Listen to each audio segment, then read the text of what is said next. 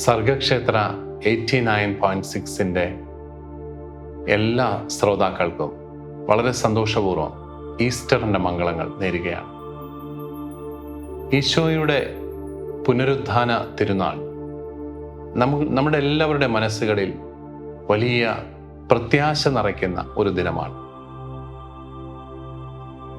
ആ പ്രത്യാശ അത് കേവലം ഭൗതികമായ ഒരു പ്രത്യാശയല്ല, മറിച്ച് ഈശോ മിശിഹായോട് ഐക്യപ്പെടുന്നവർക്ക് ഇനി ശിക്ഷാവിധിയില്ല എന്ന വലിയ പ്രത്യാശ. ഈശോ മിശിഹായോട് ഐക്യപ്പെടുന്നവര് മരണത്തെ ജയിച്ചിരിക്കുന്നു എന്ന പ്രത്യാശയാണ്.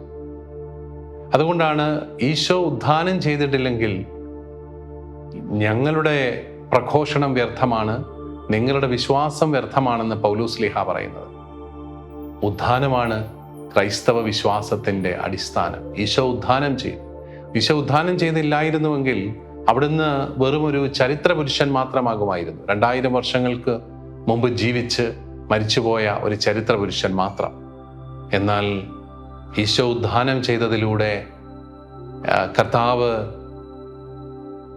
ചരിത്രത്തെ എല്ലാം അതിലംഘിച്ചുകൊണ്ട് ഇന്നും ജീവിക്കുന്ന ഒരു വ്യക്തിയായി നമ്മുടെ എല്ലാവരുടെയും ജീവിതങ്ങളിലുണ്ട്. ഈശോ ഇന്നും ജീവിക്കുന്നു എന്നുള്ളത് നമ്മുടെ എല്ലാവരുടെയും വ്യക്തിപരമായ അനുഭവമാണ്. നമ്മളുടെ കൂടെ അവിടുന്നുണ്ട്. അവിടുന്ന് സഹനങ്ങളിലും വേദനകളിലും സന്തോഷങ്ങളിലുമെല്ലാം കൂടെ നടക്കുന്ന ഒരു ദൈവം.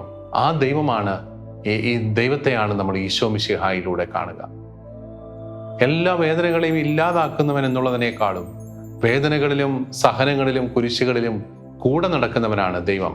അവിടത്തേക്ക് അത് സാധിക്കുന്നത് അവിടുന്ന് ഉത്ഥാനത്തിലൂടെ ഇന്ന് എൻ്റെ ഉള്ളിലും വാഴുന്നു എന്നുള്ളത് കൊണ്ട് മാത്രമാണ്. ഉത്ഥാനം ചെയ്തതോടെ സ്വന്തം ശരീരത്തിൻ്റെ ആ പരിമിതികളെയെല്ലാം അവിടുന്ന് അതിലംഘിക്കുകയാണ്. വിശ്വാസത്തിൽ അവനോട് ഐക്യപ്പെടുന്നവർക്ക് അവൻ സംലഭ്യനായിട്ട് മാറുന്നു. പ്രിയപ്പെട്ടവരെ, ദൈവം നമ്മളിൽ ജീവിക്കുന്നു എന്ന ആ യാഥാർത്ഥ്യം ഏറ്റവും മിഴിവോടെ നമ്മളോട് അവതരിപ്പിക്കുന്ന തിരുനാളാണ് ഉയർപ്പ് തിരുനാൾ. ദൈവം നമ്മളിൽ ജീവിക്കുന്നുണ്ടെങ്കിൽ നമ്മൾ ഓരോരുത്തരും നമ്മുടെ കർത്താവിൻ്റെ വാഹകരാണെങ്കിൽ എത്രമാത്രം സ്നേഹത്തോടെ കരുണയോടെ നമ്മൾ പരസ്പരം ഇടപെടണം എന്നതുകൂടി പ്രധാനപ്പെട്ട ഒരു കാര്യമാണ്. നമ്മൾ ഓരോരുത്തരും ദൈവത്തിൻ്റെ ഛായയും സാദൃശ്യവും പേറുന്നവരാണ് എന്ന ആ അടിസ്ഥാനപരമായ ആ ബൈബിൾ വാക്യം അതും സൂചിപ്പിക്കുന്നത് ഈ യാഥാർത്ഥ്യമാണ്. അങ്ങനെയാണെങ്കിൽ എത്രമാത്രം മാന്യതയോടെ നമ്മൾ സഹോദരങ്ങളെ കരുതണം, എത്രമാത്രം കരുണയോടെ നമ്മൾ ജീവിക്കണം. ഈ ഉദ്ധാനത്തിൻ്റെ സന്തോഷം നിങ്ങളുടെ എല്ലാവരുടെയും കുടുംബങ്ങളിൽ നിറയട്ടെ. നിങ്ങൾക്ക് എല്ലാവർക്കും പരസ്പരം സ്നേഹവും കരുണയും നിറഞ്ഞ ഇടപെടലുകളിലൂടെ ആനന്ദത്തിൻ്റെ ഒരു അനുഭവം സൃഷ്ടിക്കാൻ നിങ്ങൾക്ക് സാധിക്കട്ടെ എന്ന് ആശംസിക്കുന്നു.